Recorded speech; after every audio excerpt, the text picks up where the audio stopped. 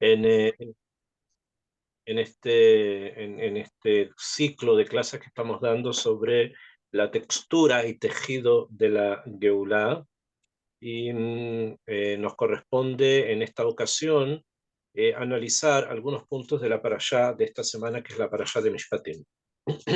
Junto con esto queremos en forma muy calurosa y muy afectuosa dar la bienvenida a Israel, al presidente de Argentina, al señor Javier Milei, que acaba de llegar hace pocas horas a Israel, una visita oficial, y lo saludamos dándole un Baruch Haba, una bienvenida, y que la visita en Israel sea muy provechosa para él y para todo el pueblo argentino.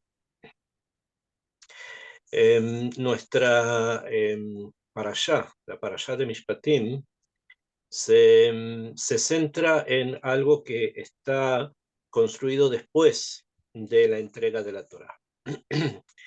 En la parashá anterior, la parashá de Yitro, que nosotros estudiamos, tiene como punto central, como eje central, la entrega de la Torá. La venida de Yitro, obviamente, y la entrega de la Torá, de lo que ya habíamos hablado, la venida de Yitro y lo que significó que él haya venido, como lo explicamos, ¿no? Después de eso, después de la entrega de la Torá, comienza a desarrollar aquí el Humash Shemot, se comienzan a desarrollar mitzvot, o sea, se comienzan a desarrollar todo tipo de mandamientos, de mandamientos y prohibiciones, cosas que hay que hacer y cosas que hay que evitar hacer. Estoy explicando esta relación entre la parashá de Mishpatim con la parashá de Yitro desde el punto de vista como lo estudió Ramban Nachmanides, que estudia que justamente acá en la parashá de Mishpatim es donde se desarrollan y se abren todos todas las mitzvot que de alguna manera en forma muy resumida están contenidas en los Aseret HaDibrot, los 10 mandamientos. Acá en esta parashá se empiezan como a extender y explicar un poco más. Y es por eso que esta parashá, la parashá de Mishpatim, tiene en términos generales, en forma clalí general, muchas mitzvot.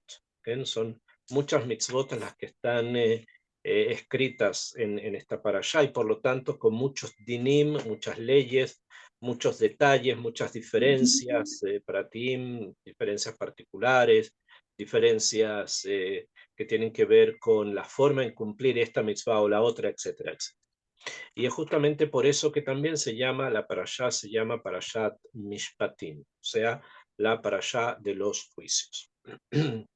Akshav. Dice la Torá, sí, cuando comienza la parashá, se explica de la siguiente forma. Dice, de Elea Mishpatim, así comienza, y por eso también se llama Parashat Mishpatim, ¿no? De Elea Mishpatim, estos son los juicios, Asher Tasim, que pondrás, Lifneihem, que pondrás delante de ti. Y comienza a mencionar cuáles son estos juicios.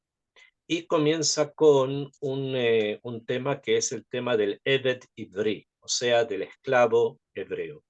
Kitikne Eved Ivri, cuando compres un esclavo hebreo, Sheshanim Yavod, durante 6 años va a trabajar, Bashvi'it Yetze, el año séptimo tiene que salir libre, la Hopshi Hinam, Imbegapoya vos, si viene soltero, sale soltero, etcétera, etcétera, etcétera. Y una serie de normas y leyes que tienen que ver con este tema que se llama Eved Ivri, o sea, el esclavo hebreo. Ok, Akshav, quisiera que prestáramos más atención.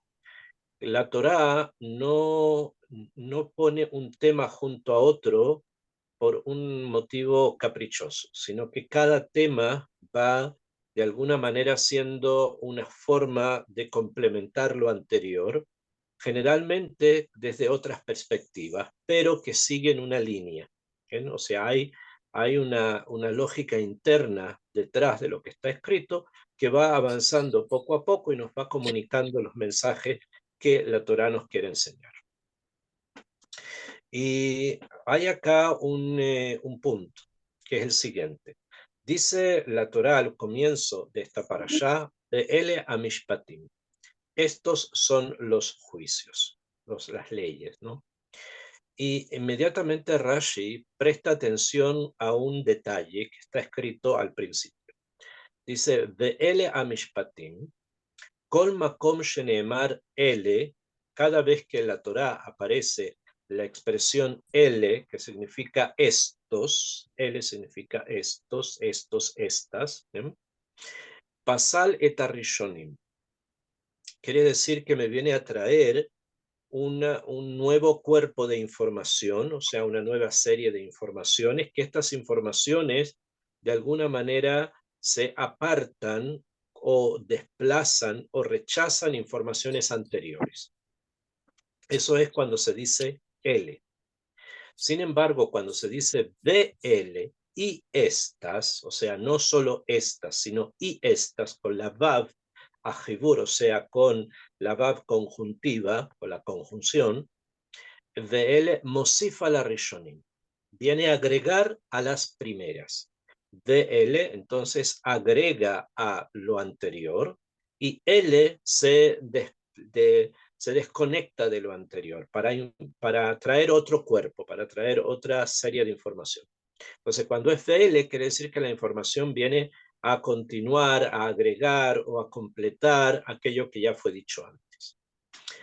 Entonces, pregunta Rashi, o sea, sigue hablando Rashi sobre este estudio y dice, Ma harishonim misinai, así como las primeras mitzvot que ya escuchamos, que fueron los Aseret Dibrot, fueron entregadas misinai, o sea, fueron entregadas en el monte Sinaí, af elu misinai. También estas que vamos a escuchar ahora, también fueron entregadas en el Sinaí. Lama, entonces dice Rashi, Lama nismeja parashat dinin le parashat mizbeach. Y lo que nosotros tenemos que entonces preguntar, esto es un agregado a lo que Rashi acaba de decir que las leyes de los Aseret Dibrot, con la palabra, con la letra Vav, con la conjunción, nos enseña que lo que vamos a ver ahora es parte de todo eso que fue entregado en Arsinai. Ok, entendemos. Los 10 mandamientos fueron entregados en el monte Sinaí y estas leyes que vamos a ver ahora, por ejemplo, la del esclavo hebreo y otras más en adelante, también fueron entregadas en el Arsinai. Ok, entendemos que así es y la conjunción nos une estas mitzvot con el resto de las mitzvot. Muy bien, quedó claro. Viene ahora Rashi y agrega algo más. Dice, Lama nismeja parashat dinim le parashat mizbeach. ¿Por qué está unida la parashá de Dinim, o sea, esto que vamos a estudiar ahora, que son leyes, ¿no? Estas son las leyes que vamos a estudiar de aquí en adelante? ¿Por qué estas leyes están unidas a una parashá, a una sección de la parashá anterior, o sea, de Yitro, que habla de la construcción del Mizbeach, o sea, de la construcción del altar? Lomar leja, para enseñarte, dice Rashi, Shetasim Sanedrim Etzel Hamikdash, para que pongas, para que ubiques el Sanedrín, o sea, el grupo de sabios, el colegio de sabios que se van a encargar de los juicios, o sea, de juzgar a Israel, o sea, de esto que estamos estudiando ahora, el esclavo hebreo y las otras cosas que vamos a ver, que esto esté ubicado al lado del Mizbeach, o sea, dentro del área del Bet HaMikdash, dentro del área del templo. Al final de la parashá anterior, si ustedes recuerdan, estuvieron en el Bet HaKnesset, la Torá nos dice lo siguiente, la parashá de Yitro, en el Perek 20, capítulo 20, en el versículo 21, la Torá dice, Mizbach Adama, un altar de tierra, Taase li, vas a hacer para mí, Bezabachta alav et oloteja, y vas a sacrificar sobre él los korbanot olá, o sea, los korbanot, los sacrificios, Bet Shelameja, los otros sacrificios, los primeros son los holocaustos, después los Shelameja son los sacrificios de paz, Bet Sonja, tus animales rebaños, o sea, las cabras y las ovejas, Bet Becareja y tus animales vacunos, Bejola Makoma Sheraskiret Shemi, y en cada lugar donde tú menciones mi nombre, Abo Eleja o Berachtija, voy a venir donde ti y te voy a bendecir.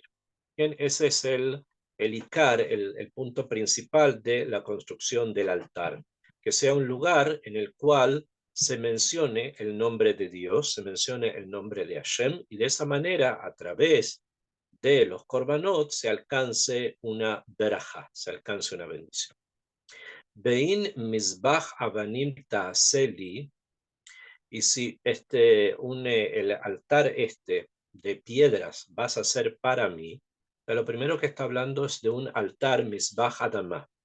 Misbach adamá es un altar que tenía un marco de cobre y que se llenaba de tierra, y sobre esa tierra se hacía la fogata sobre la que se quemaban los animales. En cambio, sí, el misbeach es de piedras, o sea que está construido no con tierra sino con piedras. Me vas a hacer lotivne etehen gazit. No lo puedes construir con piedras pulidas. Ki harbeja enafta aleja ba tejaleleja.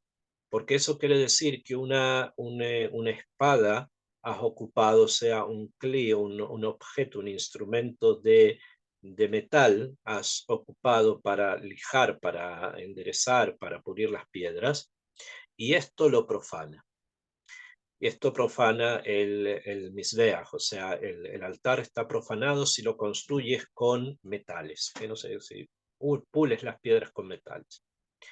Y termina la parashá de Yitro, la semana pasada, dice, Belota ale bemalot, perdón, no subirás por unas gradas, por una escalera, al misbejí, a mi altar, asher lo tegale ardatja alav, para que no vayas a destapar tu vergüenza sobre él.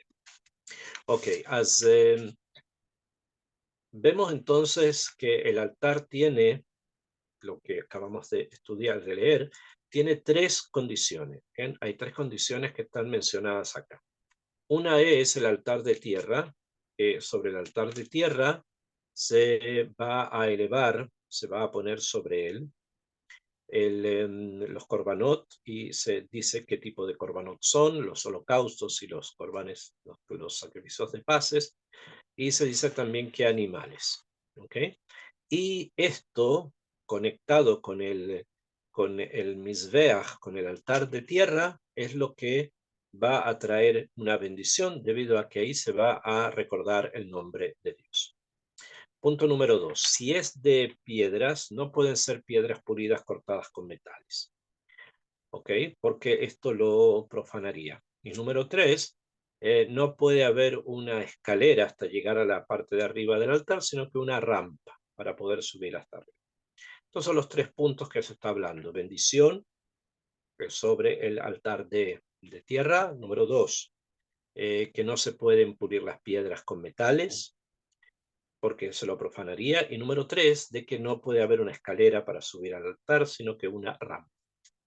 Todo eso que acabamos de leer, viene Rashi, dice, está junto, está pegado, está unido a la parashá de esta semana, que es la parashá de Mishpatim, o sea, la parashá de los dinim, de las leyes.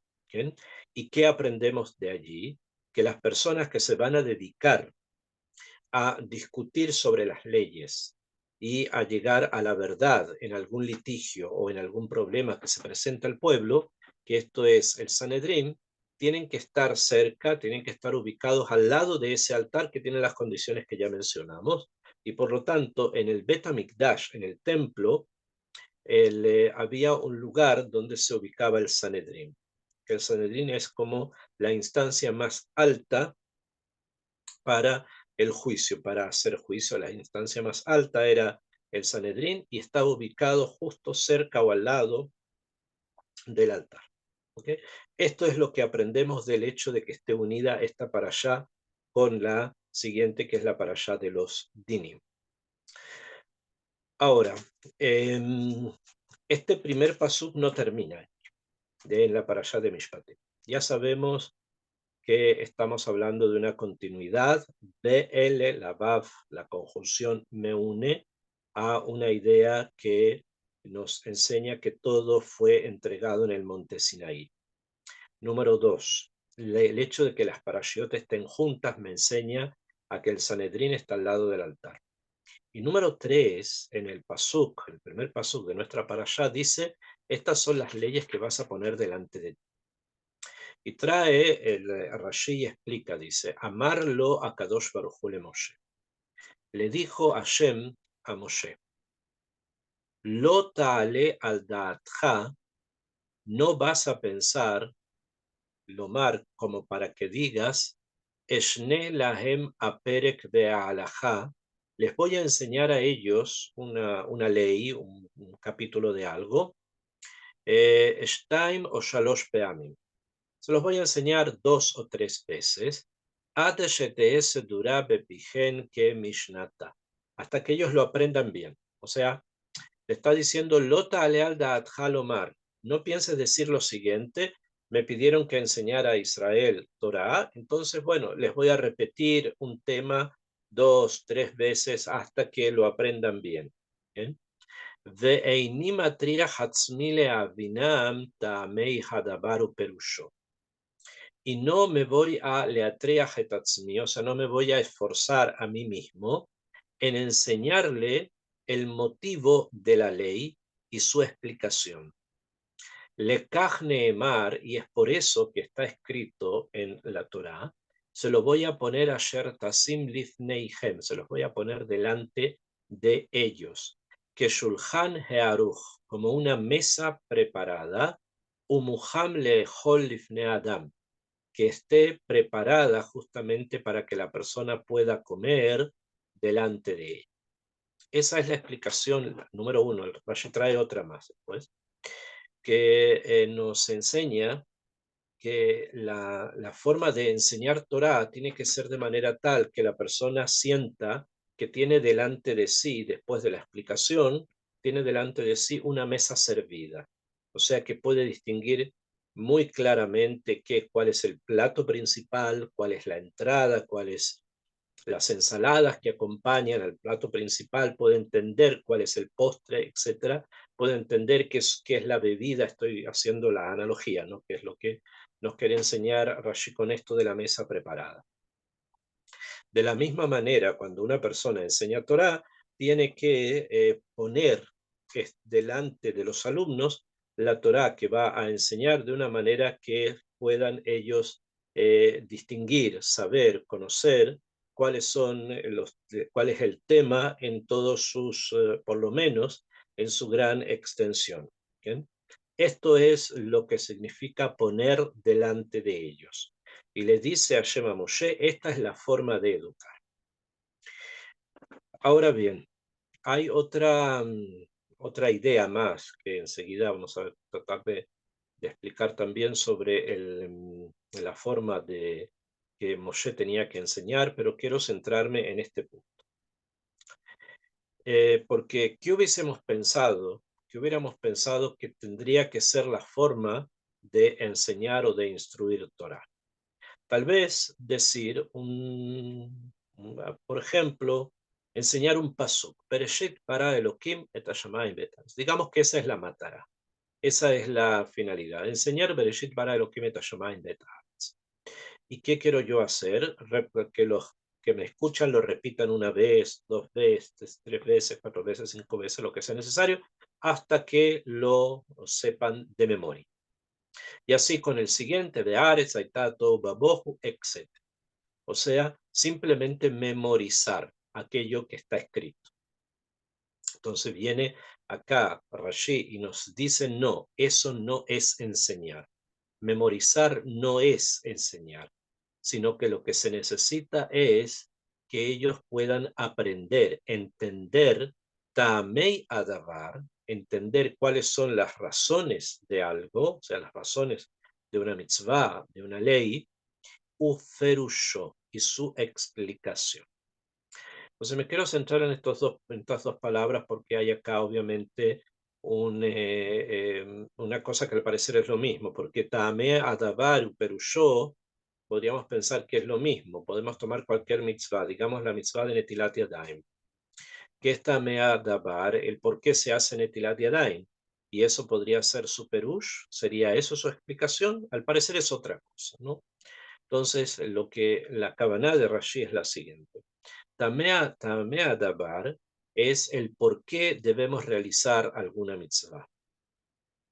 Y lo dice en forma plural porque los te'amim, o sea, los motivos por los cuales nosotros cumplimos ciertas mitzvot pueden ser varios. Pueden ser varios motivos en diferentes niveles también de entendimiento. ¿Okay? Enseguida ya hablamos de eso. Y el perush es la forma en que tengo que hacerlo. La forma en que tengo que tomar el cli, que tenga que ser koach gabra, que sea una persona que ponga agua sobre dentro del cli, y que si es la primera netila de la mañana se hace intercalado, si no es la primera entonces no es necesario, etcétera, etcétera, etcétera. Es el perush del Inyan, o sea, la explicación en la práctica. Pero además, Rashi lo que lo enseña, necesitamos que aprenda también Ta'amei Hadabar, o sea, los motivos de la halajá, los motivos de la ley. Y Rashi dice motivos, porque ya les dije, son varios, en varios, quiere decir, hay varios niveles de entendimiento. Yo puedo entender algo en forma simple, y puedo entender eso mismo en forma más profunda y los motivos entonces van a ir cambiando en la medida que yo vaya profundizando más en la Torá. Puede ser que los motivos por los cuales hacemos ciertas cosas vayan siendo mucho más profundos de lo que hemos pensado antes. Entonces, esto es la forma en que tienes que enseñar, le dice Hashem a Moshe, y esto es lo que está escrito en la palabra Lifneihem, delante de ellos, delante de ellos. Después, en el mismo Rashi, y obviamente esto está relacionado con lo que acabamos de decir, de que hay que profundizar en la enseñanza de la Torá, viene Rashi dice Lifneihem, otra explicación de Lifneihem, Velo Lifnei Goim, o sea, que la información de la Torá debe ser puesta delante de Am Israel, o sea, de Yehudim, y no puede ser entregada delante de personas que no sean Yehudim. Beafilu yadata bedim echad shehen danim oto kedine Israel, e incluso, porque estamos hablando de dinim, no estamos hablando de leyes, e incluso que tú sepas, dice, que ellos, las naciones del mundo, se juzgan a ellos, o sea, tienen justicia entre ellos, y muchas de esas reglas que utilizan son parecidas a las reglas de Israel. Al tevieu bearkaot shelahem. No vayas a venir delante de los arcaot de ellos, o sea, de los tribunales que no son judíos. Sheamevi dinei Israel lifne goim, porque la persona que trae los juicios de Israel delante de las personas de otras naciones, Mehalelet Hashem, profana el nombre de Dios, un Meyaker Shem Abodazara, y valoriza el nombre de la idolatría, Lea Hashiva, como para considerarla.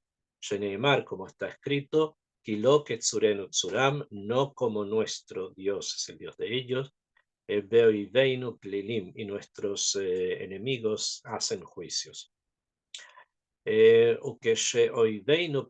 Cuando nuestros amigos hacen juicios, Zeu Edut Leilui Ratam. Es como si reconociéramos de alguna manera la superioridad de sus ídolos. Ok, este es un Rashi bastante complejo porque junta varias cosas, como las que acabamos de explicar. Una, ya lo dije antes, va a ponerlos delante de ellos, o sea que hay que poner las reglas y la Torá delante de las personas para que sepan exactamente cuál es el origen, los motivos de una mitzvah y también cuál es su perush, cómo debe ser cumplido. Por otro lado, dice después de que esto solamente puede ser hecho delante de Israel y no delante de Umot Haolam, o sea, no hay que llevar juicios de Israel delante de tribunales que no sean tribunales de Yehudim, de judíos, porque estaríamos poniendo nuestros juicios en manos de ellos, a pesar que ellos juzguen de una manera muy similar e incluso idéntica a como juzga un tribunal judío. De todas maneras, no se puede ir a un tribunal que no es religioso, que no es judío, para hacer algún juicio. ¿Bien? ¿Por qué? Porque estaríamos avalando la ira de ellos, la religión que ellos tienen, la estaríamos avalando, siendo que la justicia que ellos realizan es parte de los procesos religiosos con los que ellos también se mueven. Entonces, este es el marco del Rashi, que acabamos de estudiar. Akshab. Obviamente todo esto está relacionado con lo que acabamos de decir antes, que esta parashá está conectada con la parashá anterior, con la parashá de los 10 mandamientos, que también esta parashá está conectado con el Mizbeach, con el altar, y de pronto ante esto nos surge acá una idea muy sólida que tiene que ver con dos cosas. Uno, explícale a Israel cuáles son los motivos de las leyes y la forma que se hacen, y otra, que no vayas con estas explicaciones delante de tribunales que no sean tribunales judíos. Este es, digamos, el marco que trae este pasuk, que obviamente si ustedes han percibido ya que con esto comienza una serie de leyes, entonces lo que la Torá nos quiere decir, Rashi nos quiere informar, es que estos son los instrumentos con los cuales tú te vas a manejar con todas esas leyes. O sea, de aquí en adelante tú tienes que saber que este es el marco. ¿Bien? O sea, explicar los motivos de las mitzvot, explicar el cómo se hacen y nunca llevar esto a tribunales que sean civiles, o sea, tribunales que no sean religiosos. Todo lo que vamos a ver de aquí en adelante tiene que enmarcarse, tiene que estar dentro de ese esquema. Ese es el esquema del juicio que hace a Israel en sus tribunales. O sea, se enmarca en eso. Y para esto quisiera centrarme un poco en un ejemplo, porque hasta ahora hablamos como una especie de introducción, ¿no? 10 mandamientos, estas mitzvot. El altar, Sanedrín al lado del altar. Y ahora vemos que tienen que estar frente a Israel, o sea, explicaciones y formas de realizar la mitzvah, y obviamente que no llevarlo a tribunales que no sean judíos. Muy bien. Tenemos como una especie de introducción y varios keilim, varios instrumentos en la mano. Y ahora tenemos que empezar a trabajar, o sea, empezar a enseñar algunas de estas leyes que tienen que estar dentro del marco que ya fijamos. Y la primera que surge, que es bastante, hasta a ti, bastante sorprendente que sea esa precisamente la primera, es la mitzvah del Eved Ivri, o sea, la mitzvah del esclavo hebreo.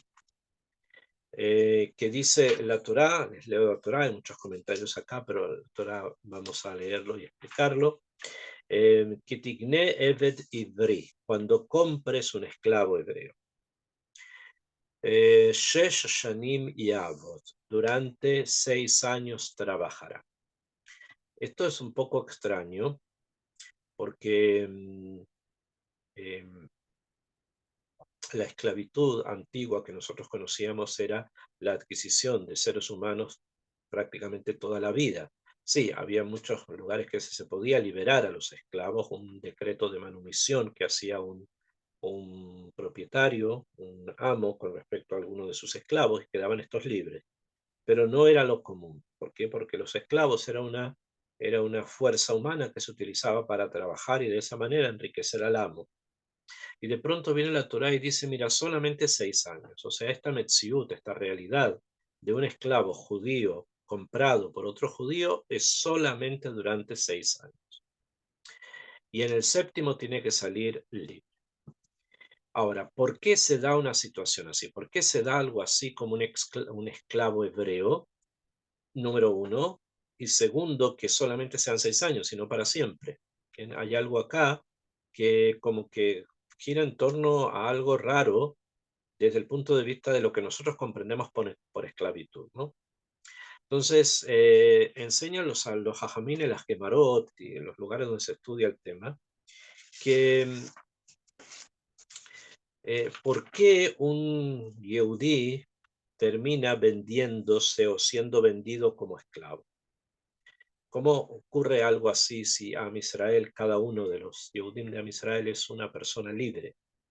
Entonces, ¿por qué de pronto cae en en esta situación de esclavitud? Entonces explican que esto se debe a que estamos frente a una persona que no supo pagar deudas, o sea, que se endeudó y no pudo pagar sus deudas. Entonces, para que el Job, la deuda que sea cumplida, pagada, para que sea completado eso, que no quede un espacio vacío, entonces si él no tiene cómo pagar lo que pidió prestado, lo que dañó incluso, debe ser vendido como esclavo y con ese dinero se paga la deuda. O sea, hay alguien que lo compra y esta persona que lo compra, dice acá también la Torá, que si el esclavo es soltero, va a salir soltero, pero si no, el amo puede pasar una mujer. ¿Bien? ¿Por qué todo esto? ¿Qué es todo? Entonces, ¿qué son todas estas leyes tan extrañas para nosotros hoy? Entonces, acá es donde tenemos que prestar atención. Eh, la esclavitud, desde el punto de vista de la Torá, como la estamos viendo, es simplemente una forma de corrección, una forma de corregirse. Te voy a explicar por qué. Y cuando una persona no tiene para pagar una deuda, entonces va a servir como esclavo 6 años. Y con esto se paga la deuda. Esas son las deudas mayores, entonces obviamente esto es el proceso, ¿no? Y trabajando va él pagando esa deuda. Lentamente va pagando la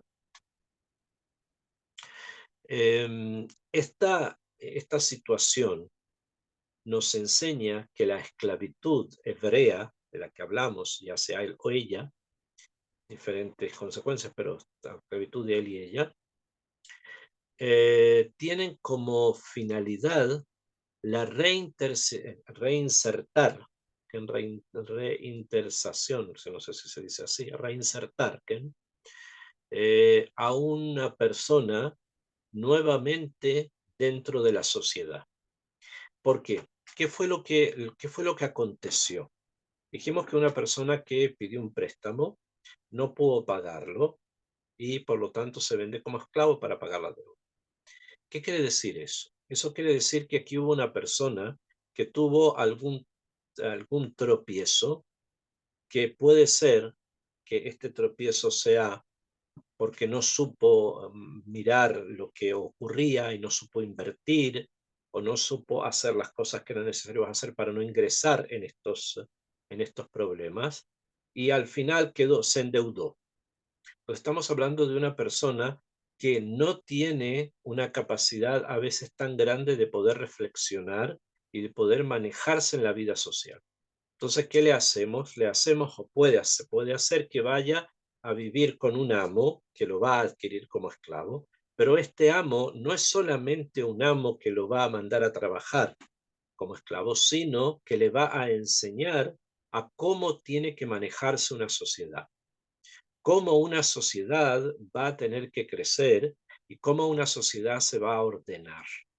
Y de esta forma, esta persona no va a volver nuevamente cuando terminen los 6 años, a pedir préstamos de dinero que él no puede devolver. ¿Mejor? Porque si no puede devolver, porque no va a poder alcanzar a llegar ahí, entonces no puede pedir prestado, sino que tiene que vivir de la forma en que en este momento él está. Esto puede cambiar, si Dios quiere, pero en este momento eso es.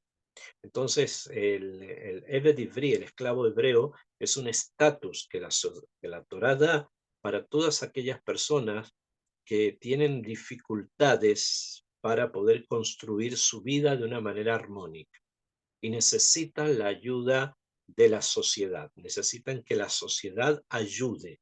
Y la forma que tiene la sociedad de ayudar a alguien es precisamente a través de lo que se conoce como la abdut, o sea, la esclavitud hebrea. Este es el motivo profundo. Dijimos que tenemos que explicar, hay que explicar los motivos. Este es el motivo profundo desde el punto de vista más bien psicológico, si podemos decir, o social, del Eved Ivri. Es una persona que le cuesta, que no tiene capacidad de poder convivir e interactuar socialmente por miles de motivos, y suele caer en estas situaciones de falta monetaria u otras que lo ponen en situaciones muy difíciles, y por lo tanto, para poder salir de ahí necesita tiempo, necesita pensar, necesita lo que nosotros vamos a llamar abdut, necesita esta esclavitud. Akshav, si vamos a seguir en el mismo camino que estamos ahora siguiendo con respecto a interpretar o a tratar de entender la mitzvah del Eved Ivri como una persona que fue vendida debido a su falta o a su incapacidad de poder vivir o convivir o manejarse en el mundo que vivimos,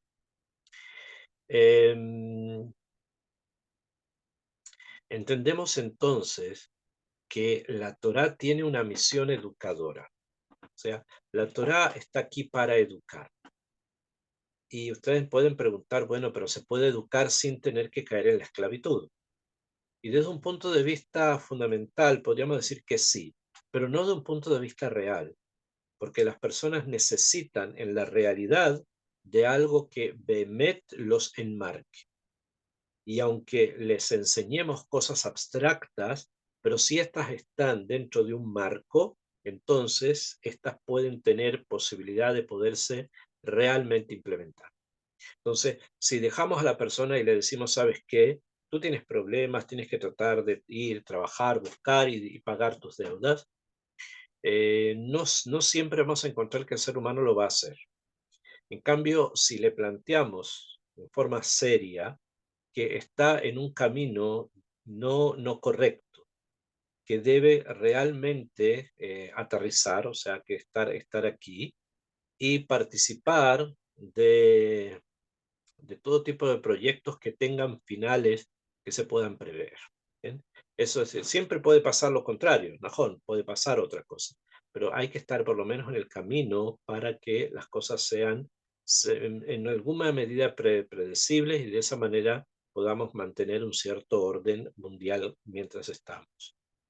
Este es el motivo profundo justamente del Eved Ivri. O sea, el Eved Ivri es una persona, como ya le dije, que está incapaz, que es incapaz de ser parte de una sociedad normal y necesita un tiempo de estudio, y este tiempo de estudio se lo va a dar su suegro, que va a estar con él, va a hablar con él y van a planear también con él ciertas cosas. ¿Eh?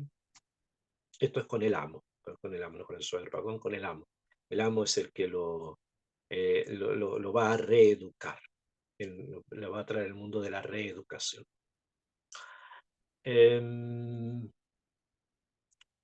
Hay acá un punto interesante de lo que hablamos, que el Eved Ivri es una persona que está desconectada de lo social. Y esto ocurrió con escuché de un rab que, tratando de explicar todo el tema del Eved Ivri, entonces lo trajo también en unas perspectivas bastante más extensas y que son muy importantes en las presentes.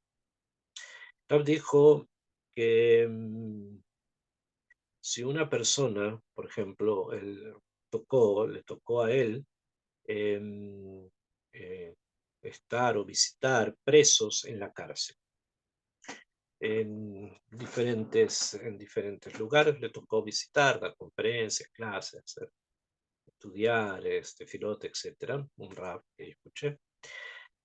Y una de las cosas que le sorprendió de las personas que estaban prisioneras, especialmente aquellos que estaban con problemas de robo, por robo, en todos los niveles, ¿no?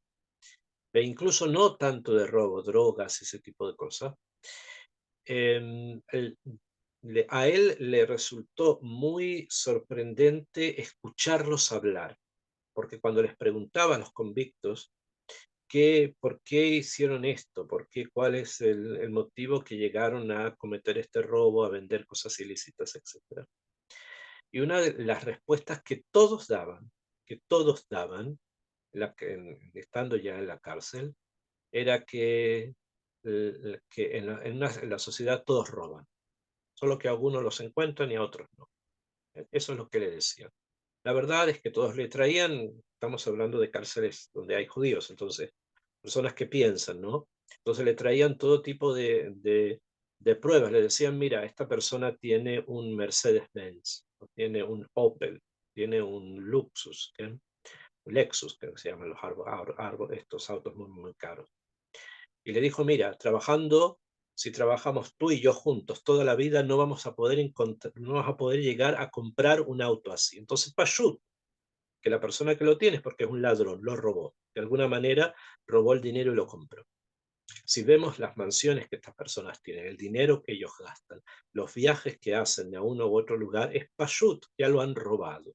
Porque no existe posibilidad de que alguien trabajando todo el día logre amasar fortunas tan grandes. Entonces, las personas que han amasado fortunas tan grandes, estamos hablando de los grandes, pero también hay pequeños, ¿no? Es porque son ladrones. Entonces, como todos son ladrones, yo también soy ladrón. El mecanismo psicológico que tienen para pensar. Y por lo tanto, el Rab decía que estas personas, aunque nos suene raro, ¿no? Porque muchos de nosotros tampoco, en general, tenemos demasiada fe en la sociedad, pero estas personas han perdido la fe en la sociedad. Son personas que no creen que sea posible ser honesto y honestamente amasar una fortuna, que puede ser, si esto viene Mina Shamaya, que Kadosh Baruj Hu lo decide. Estamos tan convencidos que el latrocinio, el robo es algo tan evidente y tan generalizado, hoy día lo llaman corrupción, ¿no? Que obviamente pensamos igual que los ladrones, que los ladrones piensan así, eso es lo que son los ladrones han perdido el emún, han perdido la fe en la sociedad.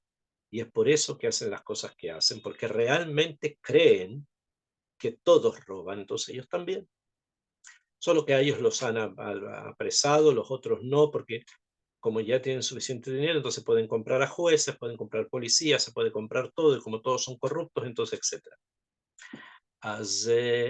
Viene la Torá, decía el Rabbi, esto es importante no lo presente, viene acá la Torá y nos dice un momento, esto no es así, así no se construye una sociedad. Podemos decir, bueno, eres un soñador, un idealista que puedes construir una sociedad ideal sin todas estas cosas corruptas que hay, pero viene la Torá dice que Tigné Eved Ivri. Había una forma justamente de corregir las faltas de valor que las personas tienen en lo social, en el otro.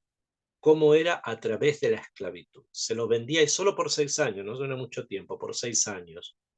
Y de esa manera él iba a la casa de alguien, que esta persona que lo adquiría, y este es el proceso con el que se daba, era una persona que lo educaba para reinsertarlo nuevamente en un marco de una sociedad donde las personas tengan confianzas unos con otros de que todo se va a hacer en forma correcta.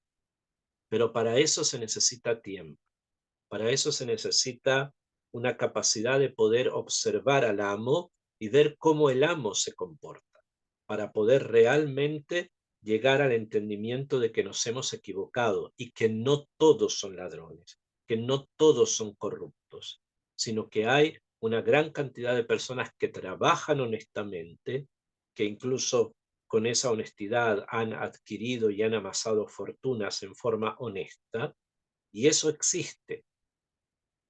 No vamos a hablar ahora de los porcentajes mayores o menores, porque si hablamos de los porcentajes, estamos obviamente dándole la razón a todas las personas que van a después violar la ley, ¿no? O sea, los ladrones que piensan que, bueno, el 80% roba, entonces yo quiero ser ese 80% porque finalmente hay un 80% y es lo que en eso yo me baso. Viene acá la Torá, en el caso del Eved Ivri, y nos dice no.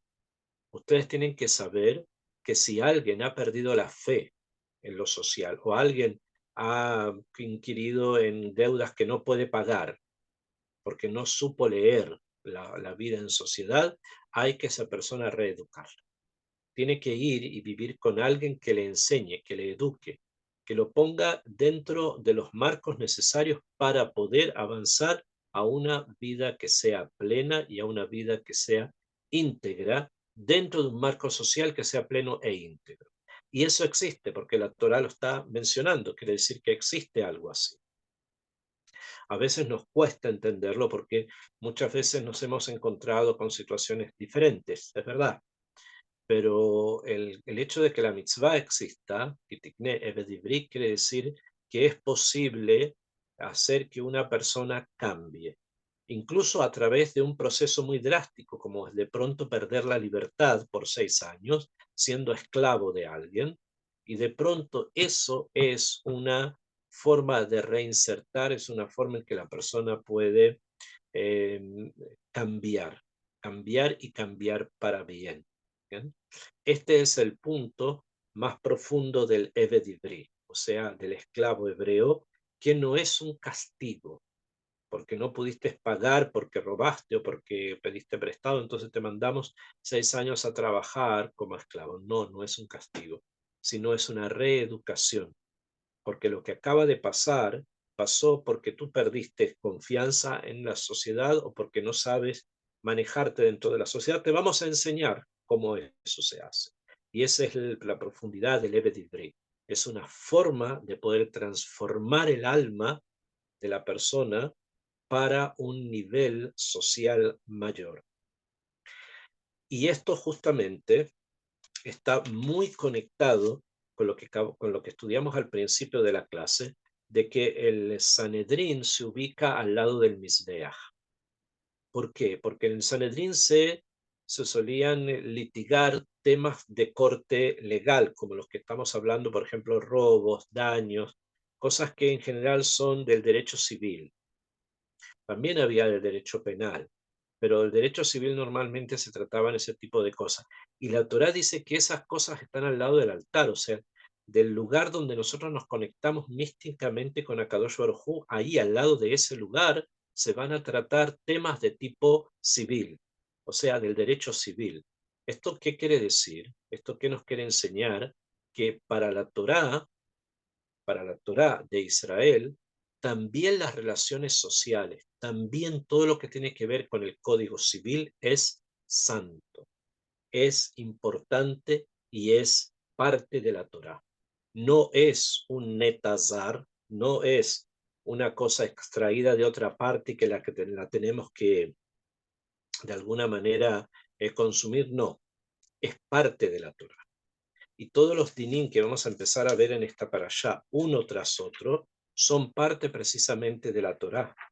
Y no solamente en el punto de vista más profundo, que tiene que ver con Kabbalah y otras cosas, los años, etcétera, sino también a nivel profundo, pero a nivel de cómo la Torá entiende que el mundo tiene que ser construido, cómo tenemos que construirlo, y si hay alguien que de alguna manera se equivocó o no supo leer bien lo que ocurría, esta persona tiene que ser educada, porque esa es la forma de avanzar, esa es la forma de corregirse, esa es la forma en que el ser humano vuelve nuevamente a ser humano, y la humanidad nuestra está bajo los límites, obviamente, de la Torah.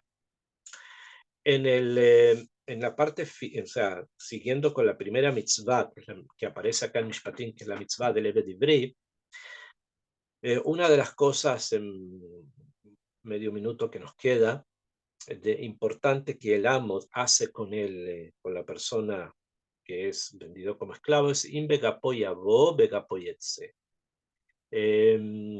Si es que él estaba soltero, va a salir soltero.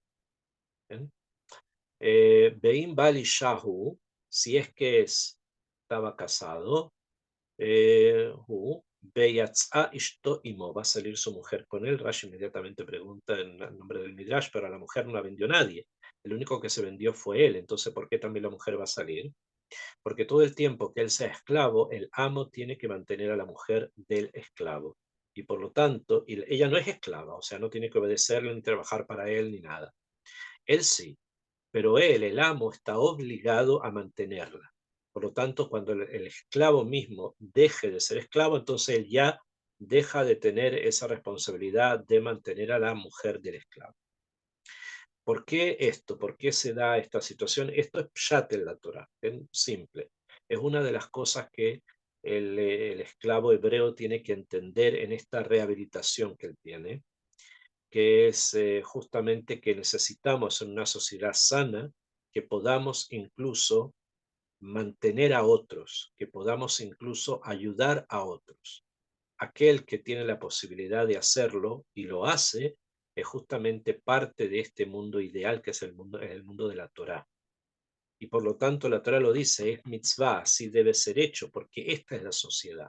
Así tiene que construirse, así tiene que crecer con estos valores, que incluso él, el amo, que no tenía por qué preocuparse de tu mujer, lo va a hacer y la va a mantener. Este es el comienzo de un tema, de una enorme cantidad de temas que van a surgir de aquí a nivel social, que justamente son el gush, el cuerpo que viene después de los Aseret Dibrot, después de los 10 mandamientos, para enseñarnos precisamente que esto es parte de la Torá de Israel.